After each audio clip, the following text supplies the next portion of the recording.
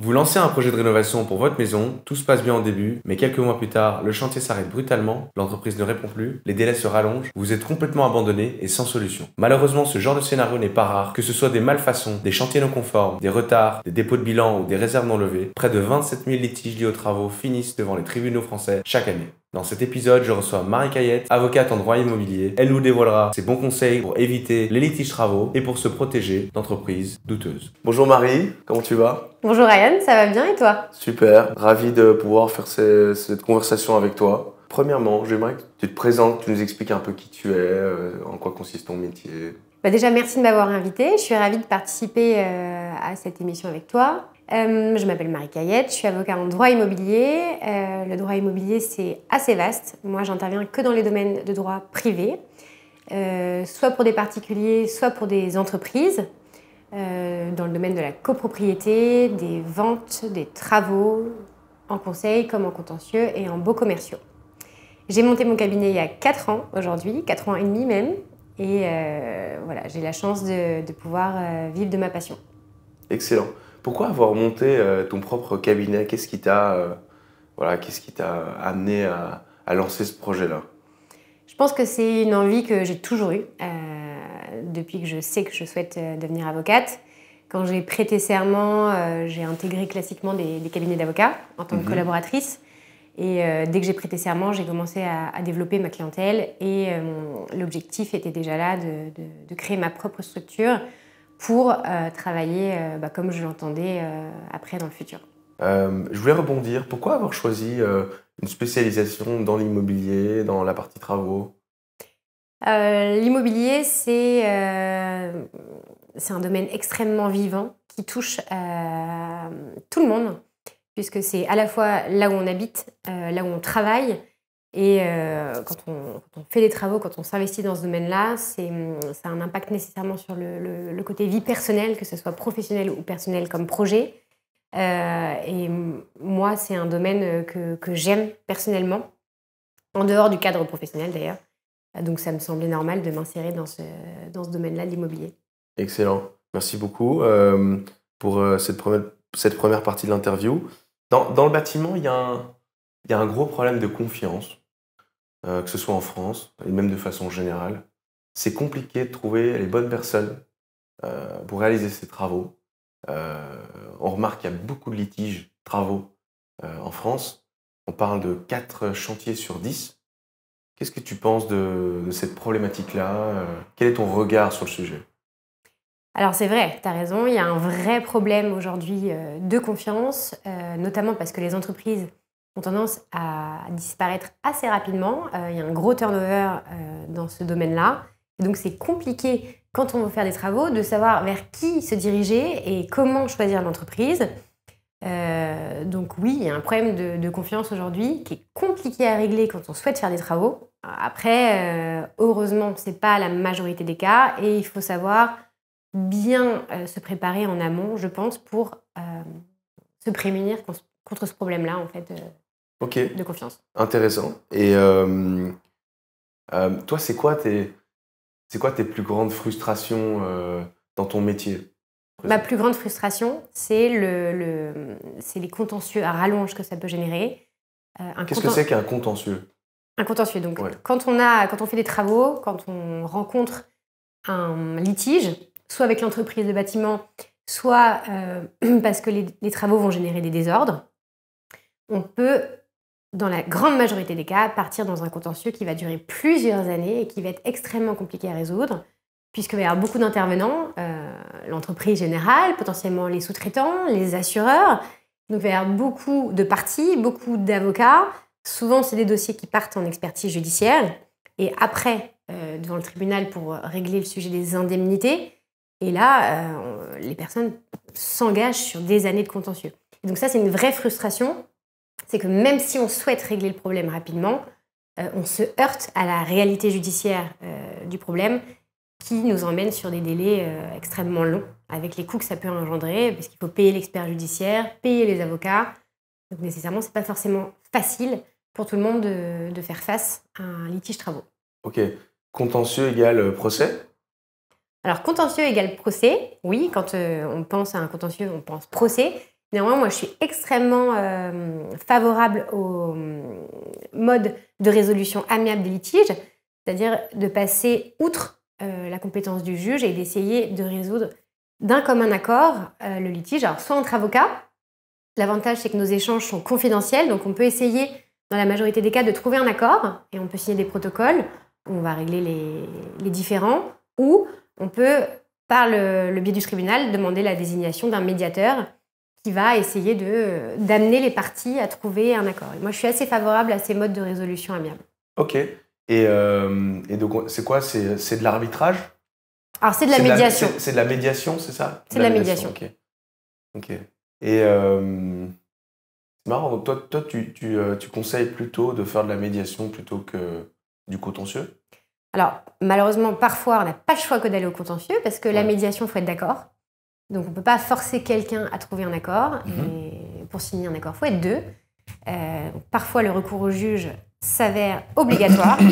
Néanmoins, oui, j'ai tendance à conseiller mes clients à parfois revoir à la baisse leurs prétentions pour trouver un accord, ce qui permet de gagner du temps.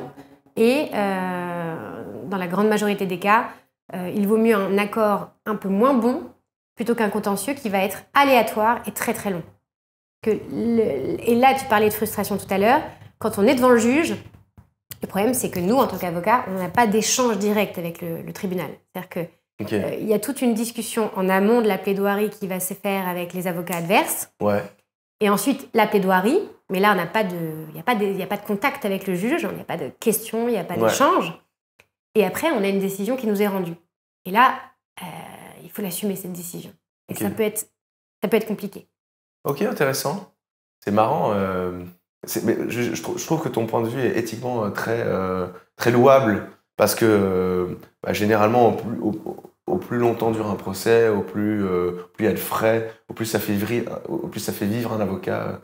C'est assez contre-intuitif. Alors, bon, tu as raison, dans le fond. Néanmoins, le métier que j'exerce, c'est aussi pour essayer d'obtenir le maximum pour mes clients et les satisfaire.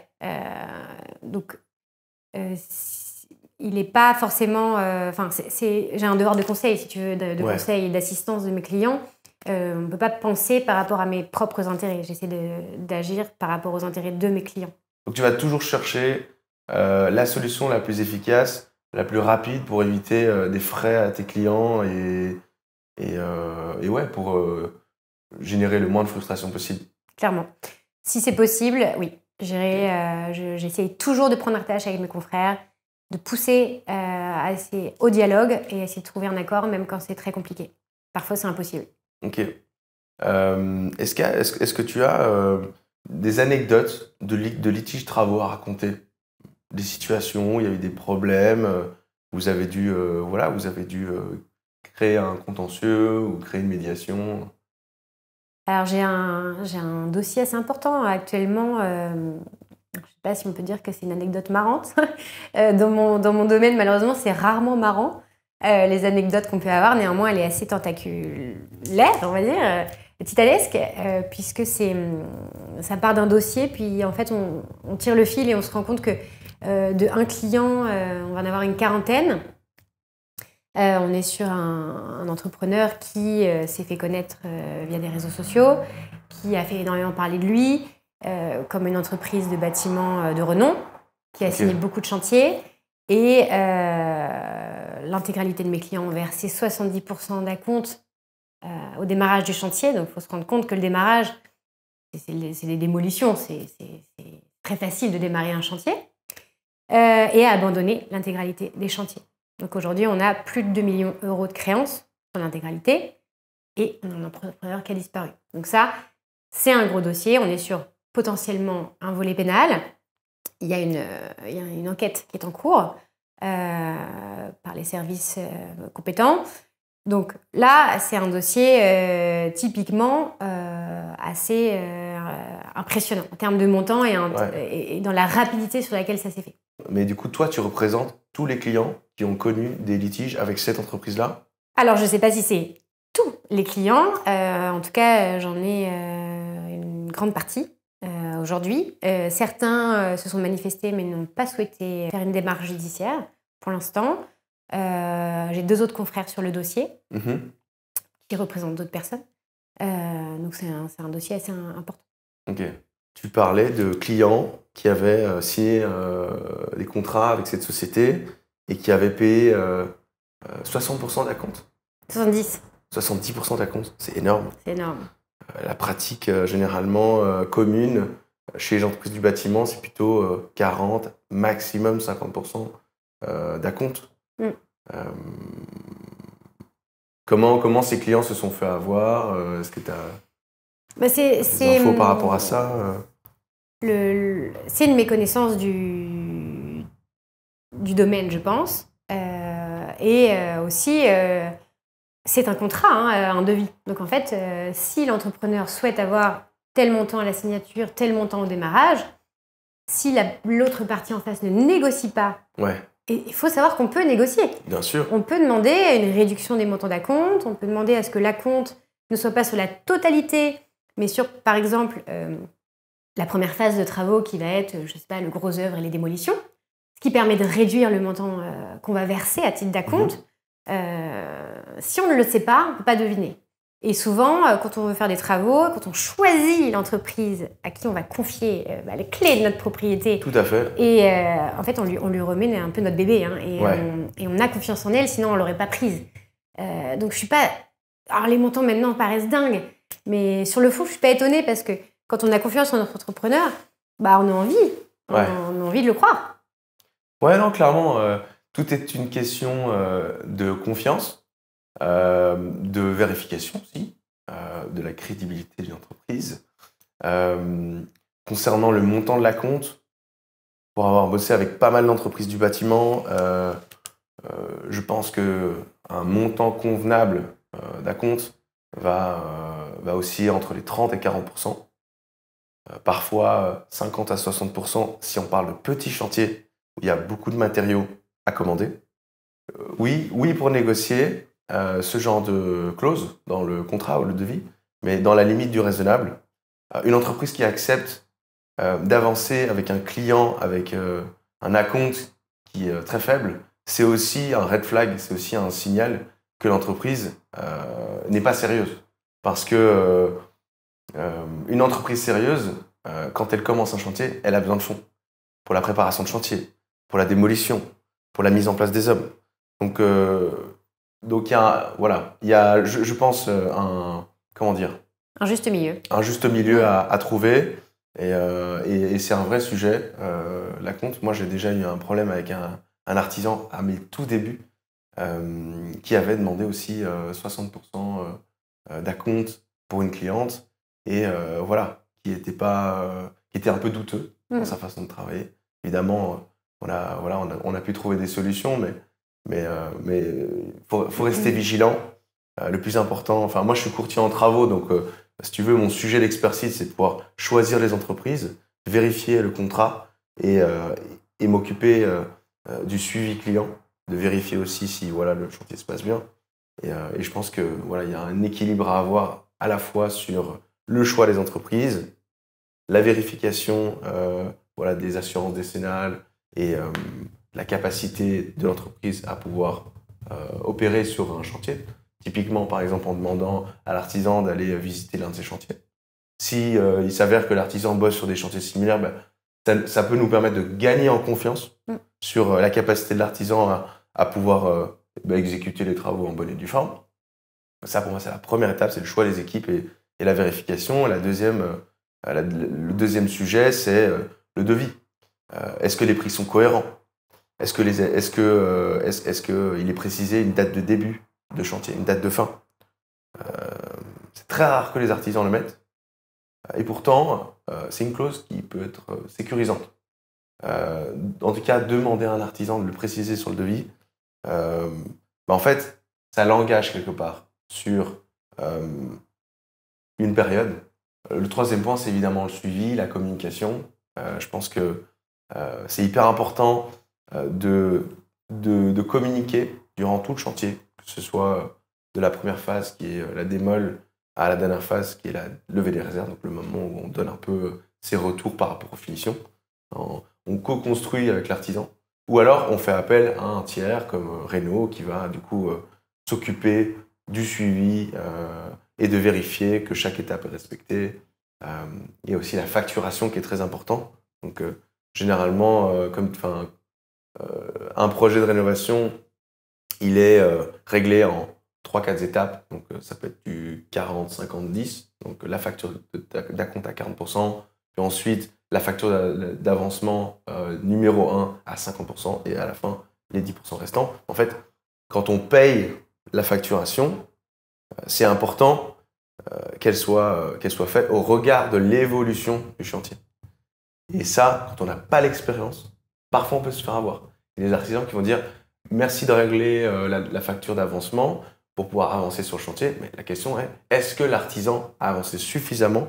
Et là-dessus, il n'y a rien à faire. Soit on a les capacités de pouvoir le vérifier, ou alors on travaille avec un tiers de confiance qui est capable de, justement, vérifier tout ça. Ouais, mais c'est pertinent. Et du coup, quels sont tes souhaits, tes aspirations, toi en tant qu'avocate immobilier, voilà, t'as vu beaucoup de litiges, tu gères un litige très connu d'une personne dont on ne va pas citer le nom. Donc, tu as des frustrations, mais quels sont tes souhaits à titre personnel ou pour le secteur? À titre personnel, que l'activité continue, grandisse. Elle n'est pas prête de s'arrêter vu le nombre de a litiges. priori. On ne va pas s'en réjouir, mais pour ton business, je pense que c'est positif. Écoute, en tout cas, ça en a tout l'air. Voilà, que ça continue comme ça. J'ai la chance d'avoir des clients avec lesquels j'apprécie travailler, que ce soit tant des professionnels que des particuliers. Donc, on m'a dit quand j'ai commencé à travailler que les clients qu'on a nous ressemblent. Et en tout cas, pour l'instant, j'ai des clients avec lesquels j'apprécie travailler. Donc ça, c'est une chance. Après, mon souhait pour le secteur, c'est que les délais contentieux se raccourcissent. Et vraiment, ça, c'est un souhait, je pense, de l'intégralité de mes confrères. Tu vois, on a des procédures qu'on appelle de référé. C'est des procédures dites d'urgence. Où parfois, quand on prend la première date d'audience, c'est une date à dans 4 mois, 5 mois, 6 mois. Donc, on ne peut plus vraiment parler de procédure d'urgence, tu vois. Ça perd son sens. Ouais. Donc ça, j'aimerais vraiment que sur le volet contentieux, il y ait une amélioration significative. Ok.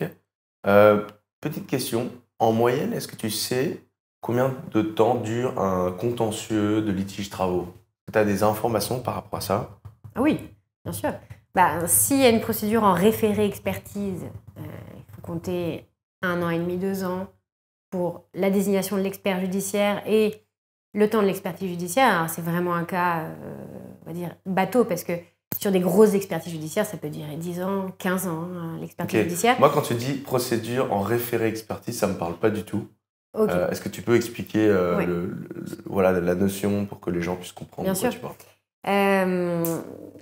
Quand tu parlais de réception de travaux, si par exemple après la réception des travaux, des désordres apparaissent, des fissures qui potentiellement peuvent être structurelles, la question, ou une fuite d'eau sous la salle de bain, tu vois. La question va se poser, qui est responsable? Est-ce que c'est celui qui a fait la maçonnerie? Est-ce que c'est celui qui a fait la plomberie? Etc. Quand il y a un accord, tout va bien. Et si personne n'est d'accord sur qui est responsable de quoi, on va arriver à un point de blocage où en fait le maître d'ouvrage va devoir demander au tribunal de désigner un expert judiciaire qui en fait va piloter tout le monde et va donner son avis sur qui est responsable, s'il y en a plusieurs, à hauteur de combien chacun, et comment on va remédier au problème. Donc c'est ça une expertise judiciaire. Et en fait, l'expert judiciaire il va rendre un rapport, et après avec ce rapport, soit on trouve un accord, soit toujours pas d'accord, et on va devant le tribunal au fond, et là on demande les condamnations. Donc premier cas. Donc la première phase, donc là ça veut dire que je te parle pas de toute la phase amiable, où y a des experts amiables, d'assurance, qui se rencontrent. Ça c'est le volet où j'interviens pas. Ouais. À partir du moment où on prend l'avocat, c'est que il est impossible de trouver un accord, on n'arrive pas à résoudre le problème. Et ça, j'en ai plein des cas comme ça, des surélévations qui sont à l'arrêt, des abandons de chantier, des toitures qui fuient alors que la couverture a été faite. Voilà. Typiquement, j'étais sur une expertise judiciaire sur un incendie qui a eu lieu à Villejup. Je crois que c'était ça, dans le 19e. Bon, bah là, on est sur un cinéma, on est sur un complexe énorme. Typiquement, ça a duré plusieurs années. Si on est sur un petit chantier de rénovation d'un appartement, je ne sais pas, un 3 pièces, ça va pas durer 10 ans, si tu veux, l'expertise judiciaire. Donc, ça dépend, en fait, du nombre de parties qu'il y aura dans la cause. Tu vois? Et de la gravité aussi du litige. Et de la gravité du litige. Ok.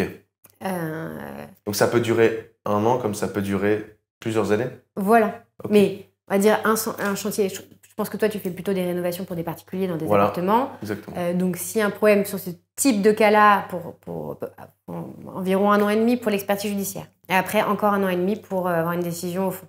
Donc, ça peut prendre jusqu'à 3 ans pour gérer un litige de travaux. Ouais. D'où l'importance de bien choisir son entreprise. Exactement. Et de faire en sorte que le suivi soit bien réalisé. Ouais. Au risque, en fait, de devoir attendre, perdre de l'argent. Non, c'est dingue quand même, 3 ans, putain. 3 ans, et surtout... Excuse pour le gros mot, ouais. Parce que moi, j'essaie toujours d'amener mes clients à réfléchir quand ils viennent me voir sur déjà, je leur explique dans quoi ils s'engagent. Parce que beaucoup pensent que ça va aller vite. Alors que non, ça va pas aller vite. Donc moi, je suis là pour pas les freiner, mais les informer et leur dire un peu le coût.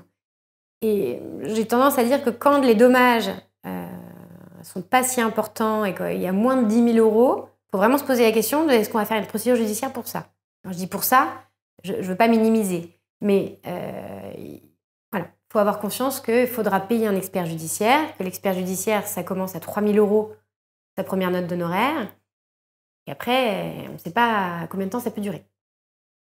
Ok. Et là, moi, c'est plus une question que je te pose naïvement. Parce que moi, je suis arrivé à Paris en 2021. Je suis belge, j'ai vécu toute ma vie là-bas. D'où l'accent. Je te remercie. Est-ce qu'il y a des protections juridiques pour les Français qui existent et qui permettent justement de couvrir ces charges-là sans devoir financer soi-même la partie juridique? Alors oui, ça existe. Ça s'appelle l'assurance de protection juridique. Néanmoins, il faut la souscrire. C'est-à-dire, il faut que les personnes aient pris cette assurance-là. Et c'est des grilles qui vont dépendre, selon les assurances, de prise en charge. Alors moi, je ne me calque pas sur l'assurance de protection juridique. Par exemple, si pour tel acte, je prends 1 000 €, je dis n'importe quoi, mais que l'assurance ne va prendre en charge que 500, le delta, le différentiel reste à la charge du client. Okay. Néanmoins, c'est une vraie aide, notamment pour les expertises judiciaires, parce que souvent, c'est assez bien couvert. Mais beaucoup ne le savent pas et la majorité n'en a pas. Demain, j'ai pas envie de débourser des milliers d'euros dans des frais d'avocat en sachant que ça peut durer longtemps et on n'est pas certain de trouver des solutions. Est-ce que faire appel à ce genre de protection juridique sans devoir débourser des sous, c'est possible? Alors, certainement, il y a des cas où les assurances de protection juridique proposent leurs propres avocats. Donc ça veut dire que vous n'avez pas, en tant que client, le choix et le libre choix de la personne qui va vous conseiller. Okay. Donc dans ces cas-là, je ne sais pas exactement comment ça se passe, mais peut-être qu'il n'y a pas de delta d'honoraires, mais ça dépend du contrat d'assurance que vous avez souscrit. Et si vous choisissez votre avocat, vous avez une partie des frais qui sont pris en charge. Et après, pour ceux qui ont vraiment un niveau de ressources très inférieur et selon les seuils, ces personnes-là peuvent bénéficier de l'aide juridictionnelle. Et là, avoir un avocat désigné, et là, il n'y a pas de frais pour vous. C'est vraiment très, très, très réduit. Merci pour cette valeur que tu nous as apportée. Les entreprises du bâtiment, elles sont assurées. Elles souscrivent à une assurance décennale. Une assurance qui est bien connue, qui est censée couvrir des éventuels dégâts générés par l'entreprise. Cette assurance décennale incombe aux entreprises la bonne exécution et aussi la fin de chantier d'un projet. Est-ce que tu peux nous en dire plus? Que couvre une assurance décennale? Qu'est-ce qu'il faut vérifier sur une assurance décennale? Alors l'assurance décennale, c'est dans l'opinion la plus importante, et c'est vrai. Pourquoi? Parce qu'elle va protéger pendant 10 ans après la réception du chantier. Donc c'est extrêmement important de s'assurer, dès le début, qu'il y en a bien une. Pour comprendre, cette assurance décennale, elle va couvrir à la fois les artisans sur les dommages, les éventuels dommages causés, mais aussi elle va aussi permettre de pouvoir financer des éventuels dommages à l'égard du maître d'ouvrage. Exactement. Quand on signe le devis, on regarde, on vérifie quand on est le maître d'ouvrage qu'il y a bien une assurance décennale pour les entreprises qu'on mandate. On vérifie surtout, ça c'est extrêmement important et beaucoup l'oublient, de vérifier que l'intégralité des corps de métier qu'on confie à l'entreprise sont intégrés dans l'assurance décennale. Moi j'ai des cas où on me donne l'attestation d'assurance décennale et puis en fait c'était peinture et je sais pas. Électricité, plomberie, mais pas le reste. Et voilà, et pas gros œuvre. Pas gros œuvre, ouais. Donc, et là, on a un problème structurel de gros œuvre. L'assureur dira, oui, mais moi, je ne suis pas l'assureur pour le gros œuvre. Clap. Et si l'entreprise a disparu, on est tout seul. Donc c'est très important dès le début de vérifier ça. Donc c'est pas que l'assurance décennale, c'est qu'est-ce qu'elle couvre? Est-ce qu'elle couvre bien tout? Et une fois qu'on a ça, cette assurance, elle va venir protéger quel type de dommages? Soit ceux qui vont porter atteinte à la solidité de l'ouvrage, donc tout ce qui va être fissure structurelle, ou qui vont porter atteinte à la destination de l'ouvrage. Typiquement, un appartement, il doit être clos et couvert. Si on a des fuites d'eau, on a une atteinte à la destination.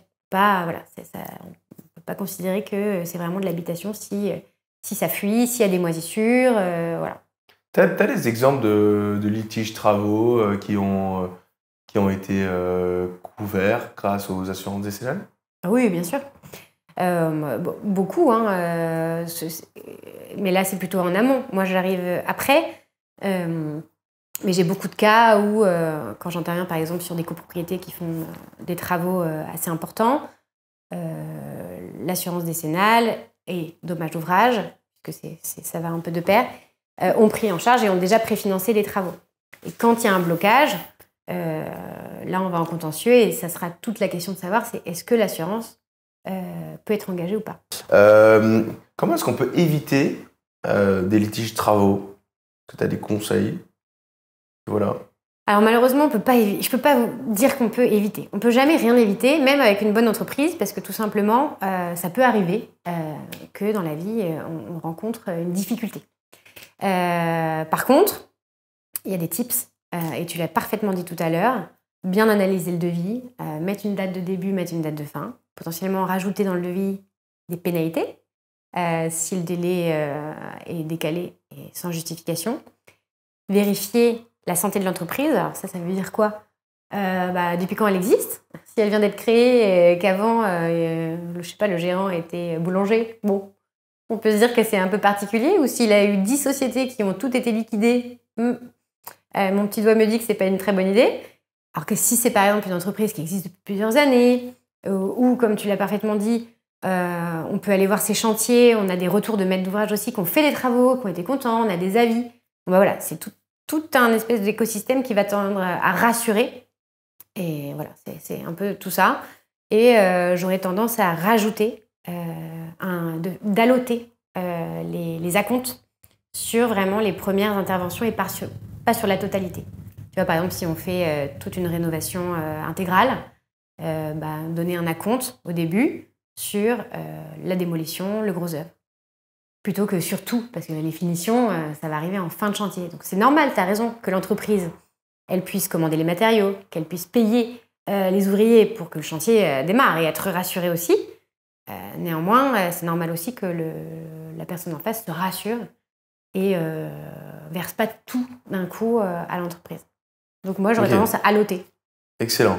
Donc, je me reconnais parfaitement dans ce que tu dis. Nous, le problème qu'on résout chez Reno, c'est vraiment ce problème de confiance, comment trouver les bons artisans, comment on fait en sorte de réussir ces travaux de rénovation. Ça implique de bien choisir son entreprise, de vérifier les facteurs clés qui vont déterminer si oui ou non l'entreprise est de confiance ou pas. Ouais.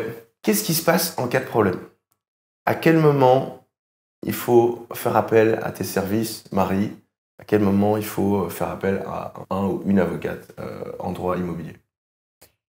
Très bonne question.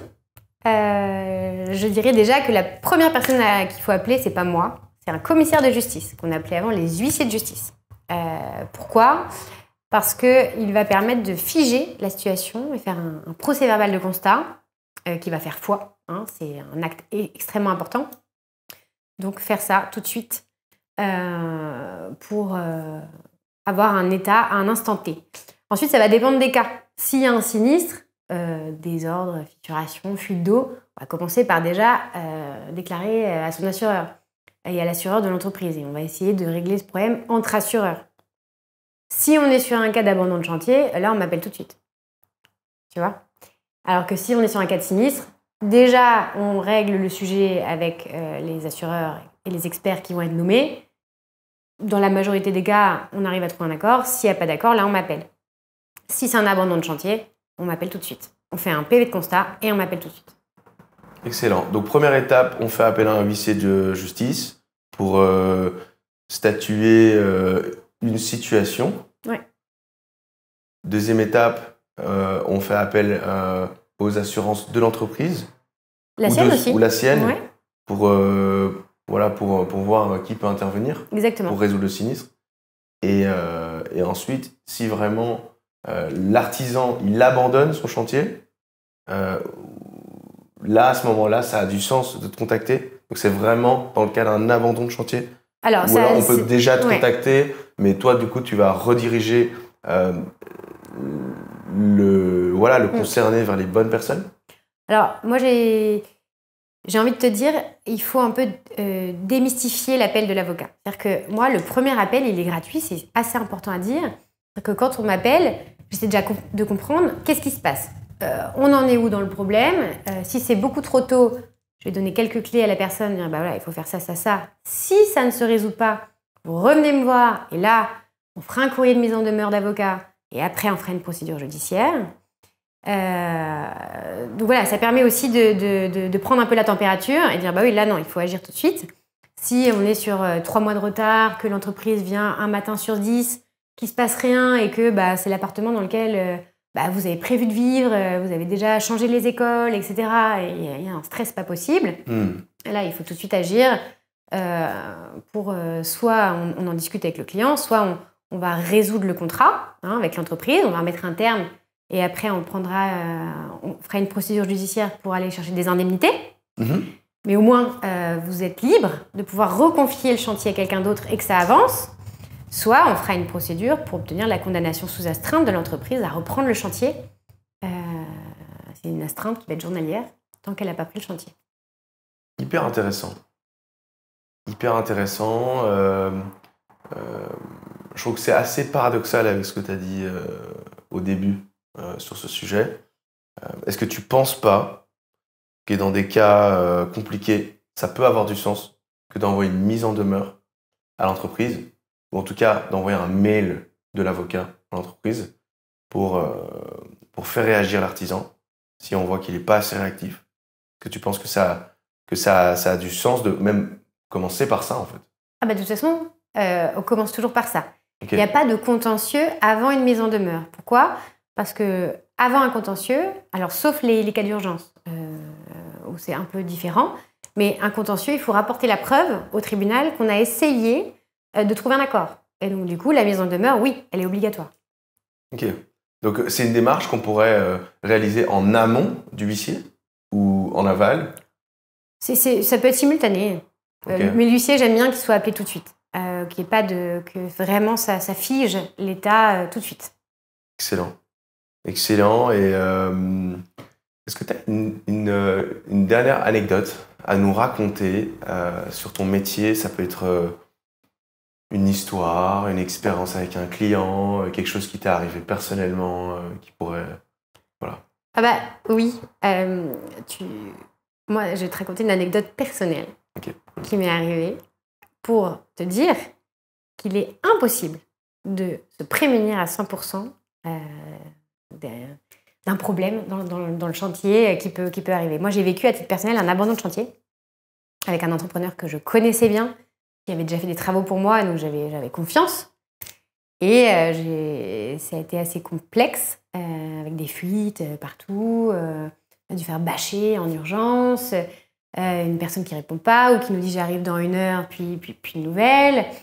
Voilà, la chance que j'ai, c'est que j'ai sorti l'artillerie lourde, j'ai saisi tous les comptes bancaires, j'ai fait des procédures dans tous les sens. Donc, bon, Le mec, il savait pas que tu étais avocate, il savait pas à qui il avait affaire. ça a permis de réveiller un petit peu la chose, mais voilà, ça arrive à tout le monde. Et en fait, bon, il a repris le chantier et aujourd'hui tout se passe très bien et j'ai de nouveau confiance en lui. Okay. Mais le fait est que c'est un entrepreneur qui a confié beaucoup de chantiers à une société et qui du jour au lendemain l'a pu payer de l'intégralité des chantiers, qui s'est retrouvé en difficulté financière, qui s'est servi de mon chantier pour combler ses dettes. Ouais. Voilà, parce qu'en fait après on peut vite être dans un engrenage quand on est entrepreneur, un engrenage qui n'est pas bon.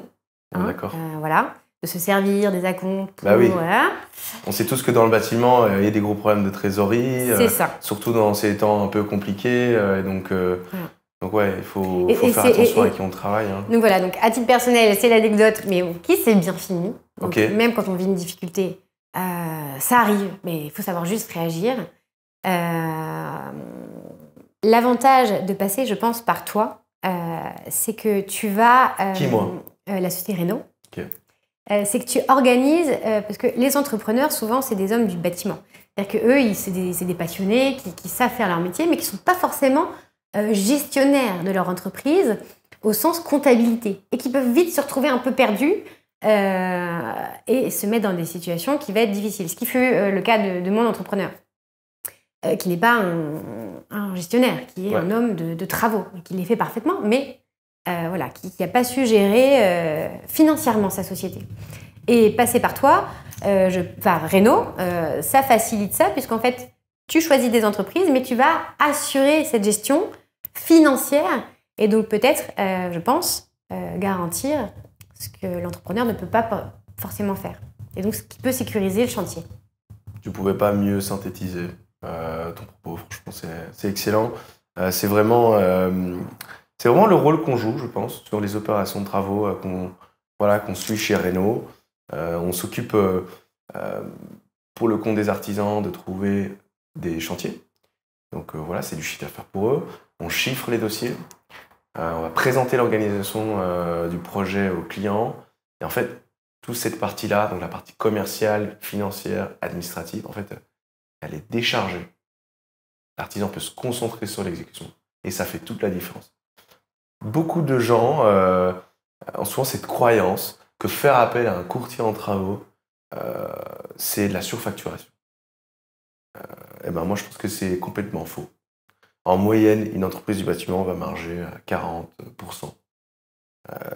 Un courtier en travaux, mais en fait, comme il va s'occuper de trouver le dossier, de chiffrer les travaux, de présenter l'organisation du chantier, en fait, il va créer de la valeur pour l'artisan. Il va décharger la partie commerciale, administrative et financière. Donc, en fait, il va prendre des points de valeur sur cette marge. Et donc, ça sera à la fois un soulagement pour l'artisan, une meilleure organisation et donc moins de stress pour le client. Et commercialement parlant, ça ne change pas. Commercialement, ça ne change pas pour le client. Une toute dernière question. On a beaucoup parlé durant cette interview de la protection des clients, de l'importance des assurances décennales. Tu as raconté notamment des anecdotes. Tu nous as expliqué ton métier. Mais qu'est-ce qu'il en est des artisans? Est-ce qu'il y a des façons pour les artisans aussi de se protéger, de se prémunir de clients véreux qui ne vont pas payer? Est-ce que tu as des tips ou tu as des anecdotes à raconter sur le sujet?